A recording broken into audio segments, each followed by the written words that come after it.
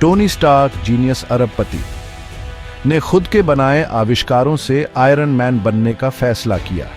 वो एक hi tech hero है जिसके पास बहुत ताकतवर सूट है। वो बेकसूरों की रक्षा करता है और न्याय के लिए लड़ता है। दूसरी तरफ डॉक्टर डूम विज्ञान और जादू दोनों में माहिर है। वो अपने नकाब के पीछे छिपकर लातविया पर राज करता है। डूम पूरी दुनिया पर राज करना चाहता है। यही बात उसे आयरन मैन और पूरी दुनिया के लिए एक खतरनाक दुश्मन बनाती है। इन दोनों के रास्ते पहले भी टकरा चुके हैं। हर लड़ाई टेक्नोलॉजी और महत्वाकांक्षा का क्लैश थी, लेकिन इस बार उनकी लड़ाई न्यूयॉर्क शहर की फाउंडेशन शूका देगी। एक शानदार मुकाफोर्से के लिए तैयार हो जाइए। न्यूयॉर्क शहर उम्मीदों और सपनों का शहर पर हमला हो रहा था।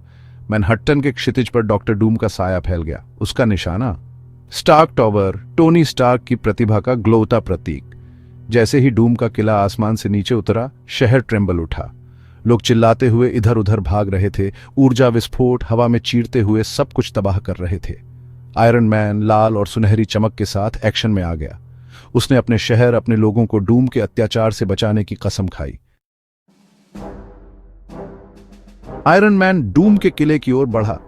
रिपल्सर धधकते हुए हवा में दागे गए। डूम ने शांत रहते हुए अपने गॉन्टलेट से ऊर्जा की एक लहर छोड़ी।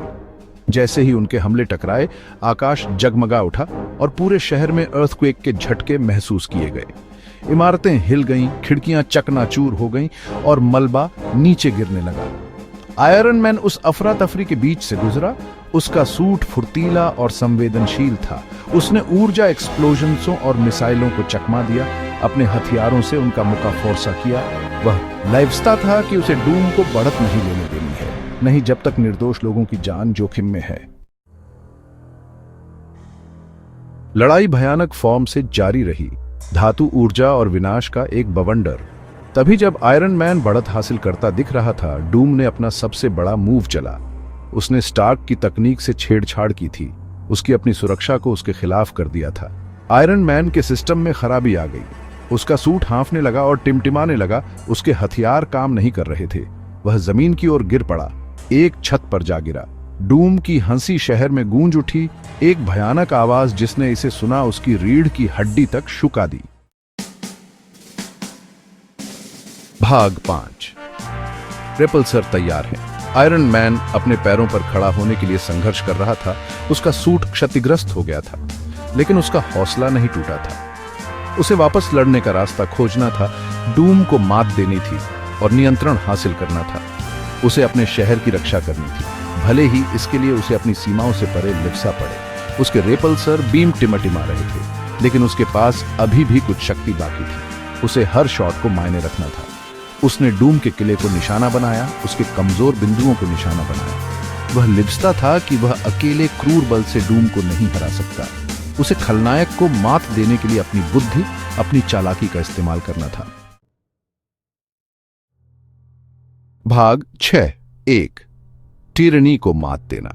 खराब हो चुके सूट के बावजूद आयरन मैन ने अपनी इंटेलेक्ट मत्ता का इस्तेमाल किया। उसने अपनी तकनीक के ज्ञान के आधार पर डूम को जाल में फंसा लिया। वह लिपसता था कि डूम का अहंकार ही उसका पतन होगा।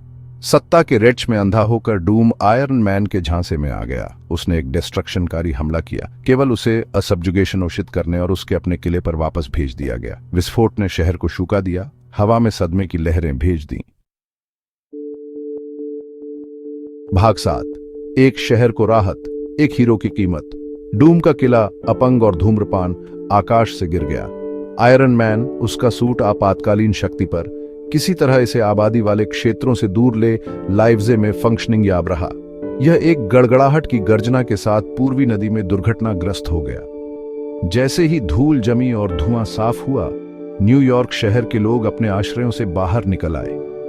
उन्होंने अपने नायक अजेय आयरन मैन के लिए जयकार की, जिसने उन्हें निश्चित कयामत से बचाया था, लेकिन जीत की कीमत चुकानी पड़ी।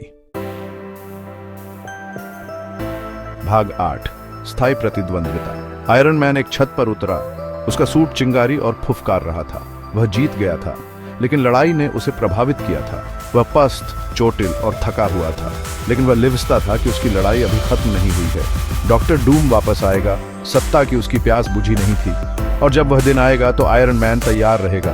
वह सभी खतरों के खिलाफ ढाल बनकर खड़ा रहेगा, अंधेरे में डूबी दुनिया में आशा का प्रतीक। वह आयरन मैन था और वह नहीं डगमगाएगा। भाग 9। क्या एक हीरो बनाता है? आयरन मैन और डॉक्टर डूम के बीच की लड़ाई सिर्फ टाइटंस के क्लैश से कहीं अधिक थी। यह विचारधाराओं की लड़ाई थी, स्वतंत्रता और अत्याचार के बीच संघर्ष। आयरन मैन, लोगों का चैंपियन, शांति से जीने के उनके अधिकार के लिए लड़ा। डॉक्टर डूम अपनी ही महत्वाकांक्षा से ग्रस्त, नियंत्रण और वश में करना चाहता था। अंत में यह मानवता में आयरन मैन का अटूट विश्वास था। बड़े अच्छे के लिए सब कुछ कुर्बान करने की उसकी इच्छा ने उसे जीत दिलाई। भाग 10। लौह एवेंजर की विरासत। डॉक्टर डूम पर आयरन मैन की जीत ने आशा की किरण के फॉर्म में काम किया। इसने दुनिया को याद दिलाया कि भारी बाधाओं का सामना करने पर भी साहस और दृढ़ रिजॉल्व की जीत हो सकती है।